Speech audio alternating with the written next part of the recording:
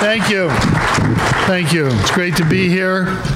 It was nice to hear the mention of Jim Burr and John Cal as great. Listen, they were the best referees that I've ever had worked for me. They weren't good.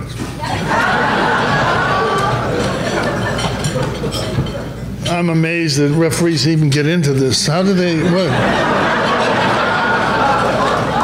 Lenny, what are they on the committee too? Is that how they? Yeah.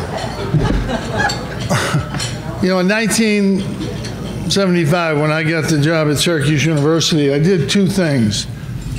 Number one, I went to New York City and hired an assistant coach on his wedding day, who's still coaching, I think. I think he's at St. John's now. Pretty good coach.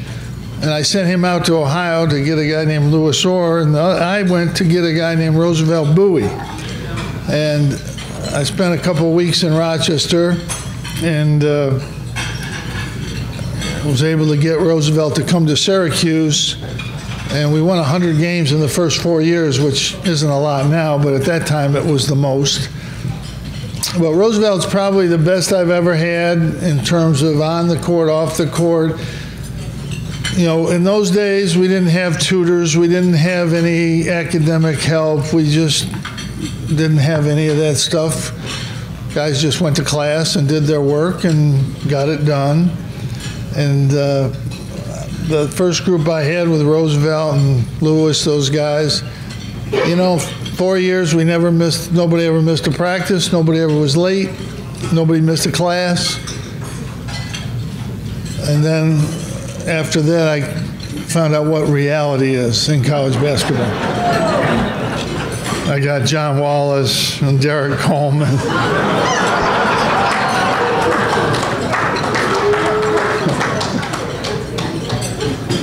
But the best I've ever had, and to this day, he was a great player, played 15 years in Italy. I remember the phone call I got from a guy in Italy. He says, "We want Roosevelt over here." And I said, well, he's a good player. Dallas had not really made an offer to him at that time. The NBA wasn't what it is today. And they offered Roosevelt $100,000, and he came into my office, and I said, "Well, what's Dallas talking? 30." Well, I said, "You decide." And he decided to go to Italy and spend 15 years there. But I still go fishing with him. He's almost as good a fisherman as I am. Not quite. It's close. But he's the best I've ever coached, the best person, the best student athlete, whatever you want to use the word, that I've ever been around. And it's an honor for me to bring him up here. Roosevelt Bouie.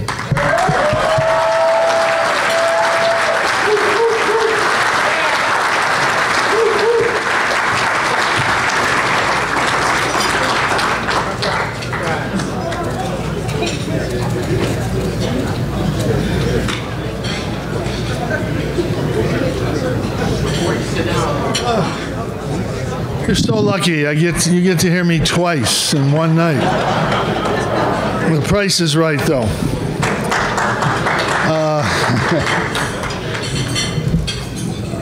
In 1992, we had a lot of problems at Syracuse, which over 47 years, you're probably going to have a few problems.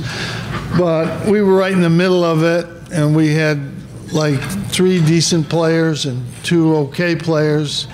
I think we probably just lost Tobias Harris. No, that was later we lost. Sorry, Tobias. But Tobias did make me feel better tonight. He said it was this close.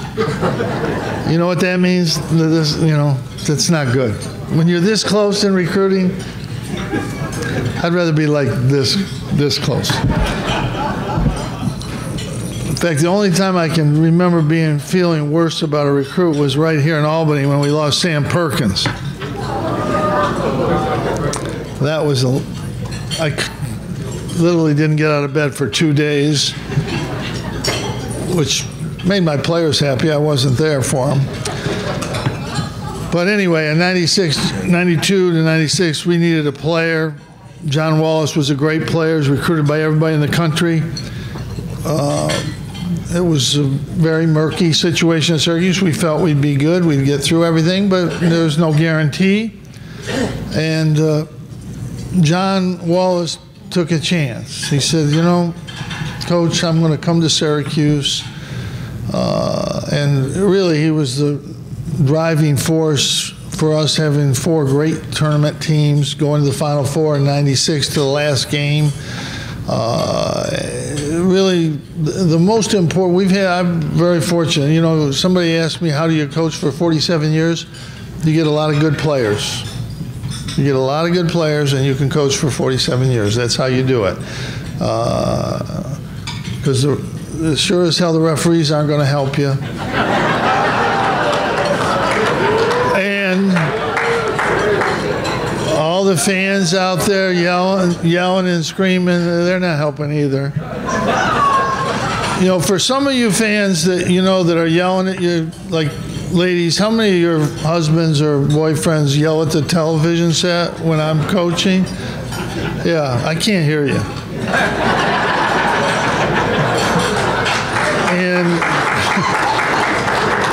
And when you're in the dome yelling at me, there's 30,000 people there. Really?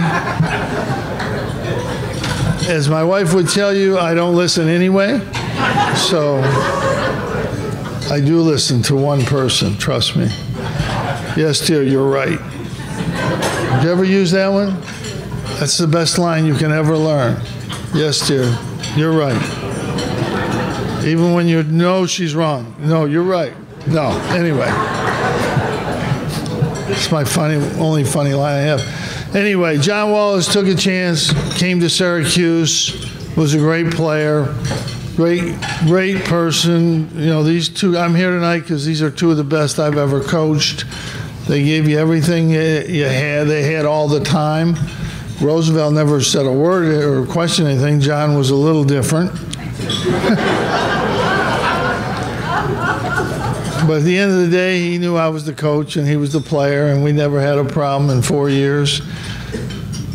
But he's just a great representative of Syracuse University, and he really saved us, I think, during that 4-year period. We would have really struggled, and I wouldn't be coaching. I wouldn't have coached 47 years. I would have just coached like 20, probably, which might have been better. But anyway, he's a great player, great representative of Syracuse University, and of really what you want in a student athlete.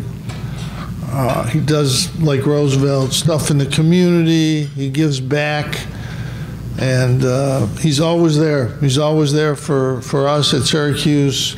He's always there for his friends. I know of nobody better than John Wallace. Come on up here, John.